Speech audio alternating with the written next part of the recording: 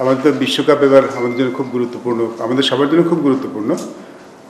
আমাদের ক্রিকেটের কিন্তু অনেক বড় একটা শক্তি আমাদের ফ্যানরা, যারা আমাদের ক্রিকেটটাকে ফলো করে।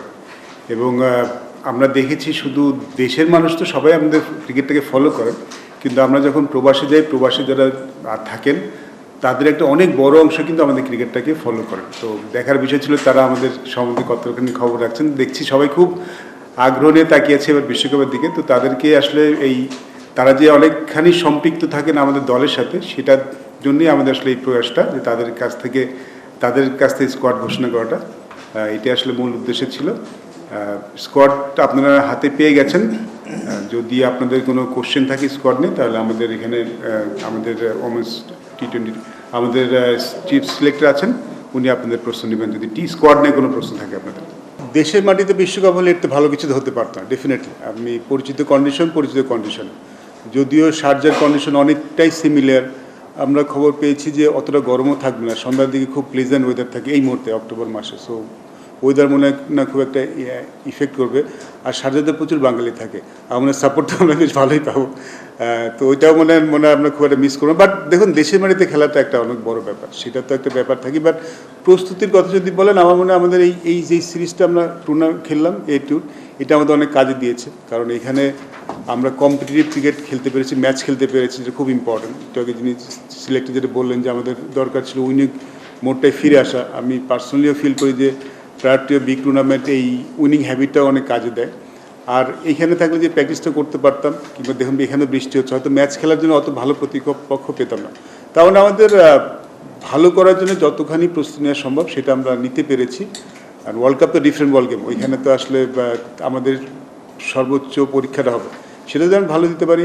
আমার মনে হয় প্রস্তুতি আমরা খারাপ নিইনি, প্রস্তুতি ভালো হয়েছে। না, আমার মনে হয় যে আপনি যদি ফলো করে থাকেন, অনেক দলই কিন্তু এখন খুব একটা রাখছে না। কারণ আমি কয়েকটা দেশের কথা জানি, তো যাদের ছেলেদের আর মেয়েদের সমান একদম ফ্ল্যাট, মানে কোনো তাদের ওখানে ডিফারেন্স নেই। আমাদের কিন্তু শুরু হয়েছিল মেয়েদের, আপনারা জানেন শুরুতে তেমন কিছু ছিল না, বাট এখন কিন্তু তাদের ম্যাচ ফিস বেড়েছে, স্যালারি বেড়েছে, গত বছর থেকে কিন্তু এবার আরও বাড়িয়েছি আমরা। সামনে আমাদের আরও প্রোগ্রাম আছে।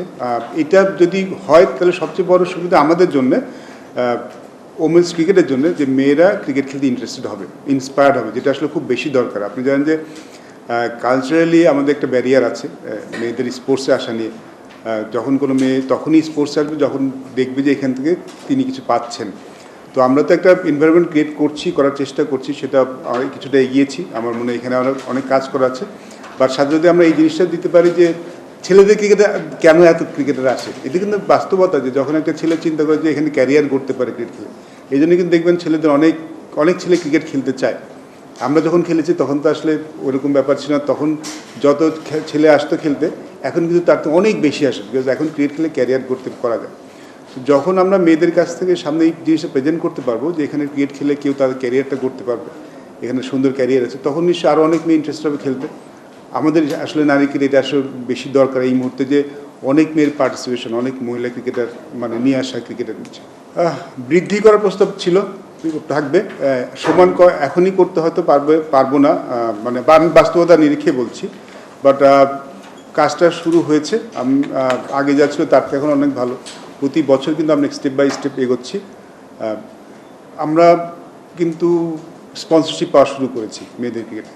আমার এটা খুব ইম্পর্টেন্ট যে স্পন্সরশিপ পাওয়া মেয়েদের ক্রিকেটেও, সেটা যদি পেয়ে যাই তাহলে আমি শিওর বোর্ড হিসেবে চিন্তা করবে। কিন্তু আমি এইটুকু বলতে পারি যে বোর্ডের চিন্তাভাবনা আছে, আমরা কিন্তু একটা জিনিস নিয়ে কাজ করছি, যে প্রস্তাবনা আমাদের যেই সেন্ট্রাল কন্ট্রাক্ট থাকে সেটা থাকবেই, প্লাস আরও কিছু মেয়েদেরকে আমরা ছেলেদেরকে যে কন্ট্রাক্টে আনতে পারি, সেটাকে যদি আনতে পারি, সেই জিনিসটা নিয়ে আমরা কাজ করছি, তাহলে আমরা অনেক মেয়েকে আসলে একটা আর্থিক নিরাপত্তা দিতে পারবো।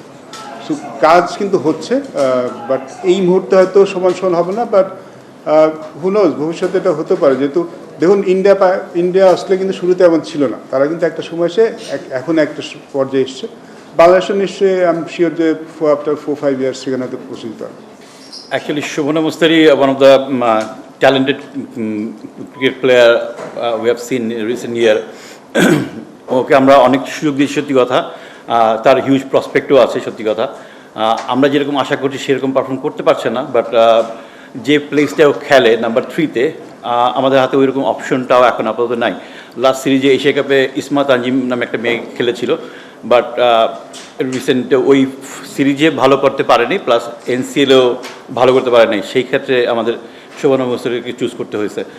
এটার একটা আরেকটা আছে, শোভনা মুস্তারি ক্যান ব্যাট নাম্বার 3, তারপরে যদি তারপর এখান থেকে পিছিয়েও ব্যাটিং করতে পারে, ফ্লোটিং ব্যাটিং অপশন থাকে এই ক্ষেত্রে।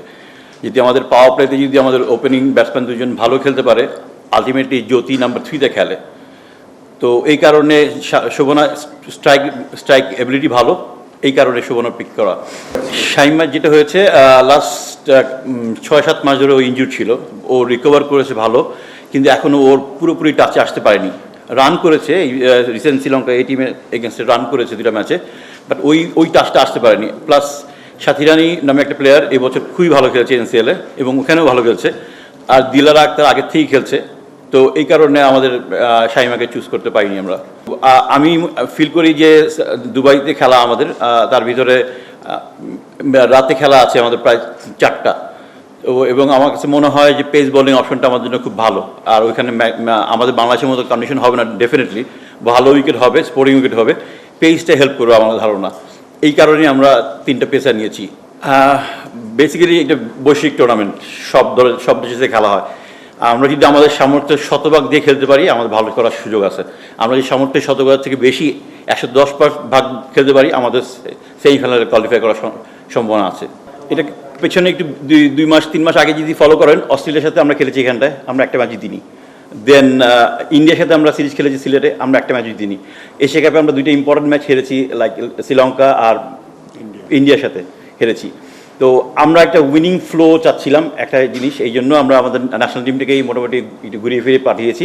প্লাস আমার কাছে মনে হয়েছে যে এখানে প্র্যাকটিস ক্যাম্প করার থেকে আননোন অপোনেন্টের সাথে খেলাটা ওদের জন্য আরেকটু বেটার হবে, এবং উইনিং টোনটায় ফিরে আসাটা খুব জরুরি আমাদের জন্য, দ্য অপোনেন্ট যেই হোক। এইটা আমাদের পার্সপেক্টিভ ছিল। রুমানাকে আমরা এশিয়া কাপে নিয়েছিলাম মিডল অর্ডার ব্যাটসম্যান হিসেবে বেসিক্যালি, কিন্তু সে ভালো পারফর্ম করতে পারেনি। প্লাস এই মুহূর্তে আমার কাছে মনে হচ্ছে যে ধরনের ব্যাটিং সে করে টি-20 সাথে আপাতত যাচ্ছে না। এই কারণে আমরা একটু চিন্তা ভাবনা একটু ডিফারেন্ট ওয়েতে করেছি। এখানে ওর জায়গায় একটা নতুন প্লেয়ার আসে তাজ নিহার, সে ভালো স্ট্রাইকার, তো আমার কাছে মনে হয় মিডল অর্ডারও একটা ভালো সাপোর্ট দিতে পারবে। এটা অ্যাকচুয়ালি এক্সপেকটেশনের ব্যাপার না, আপনি দেখতে হবে কার সাথে খেলছি। আমরা পাকিস্তানের সাথে খেলেছি, ইন্ডিয়ার সাথে খেলেছি, ইন্ডিয়ার সাথে আমরা টাই করেছি ওয়ানডে সিরিজ। তো আর তারপরে আমরা খেললাম হচ্ছে কি অস্ট্রেলিয়ার সাথে। এখানটায় আমাদের সাথে আমার মনে হয় সবাই এখানে অবগত আছেন যে অস্ট্রেলিয়া বা ইন্ডিয়া বা ইংল্যান্ড একটু ডিফারেন্ট লেভেলে ক্রিকেট খেলে, আমরা ওই লেভেলে এখন রিচ করতে পারিনি, উইচ ইজ ভেরি ট্রুথ। এটা আমাদের সবাই মেনে নিতে হবে, বাস্তবতাটা এইটাই। তো সেই কারণেই সেই প্রেক্ষাপট থেকে বলাটা ব্যাপারটা। আমি খুবই কনফিডেন্ট। প্র্যাকটিস ম্যাচ যেটা তো আইসিসি একাডেমি গ্রাউন্ডে দুবাইতে। আমার ধারণা সার্জার উইকেটটা মনে হয় একটু স্পোর্টিং হবে এবছর।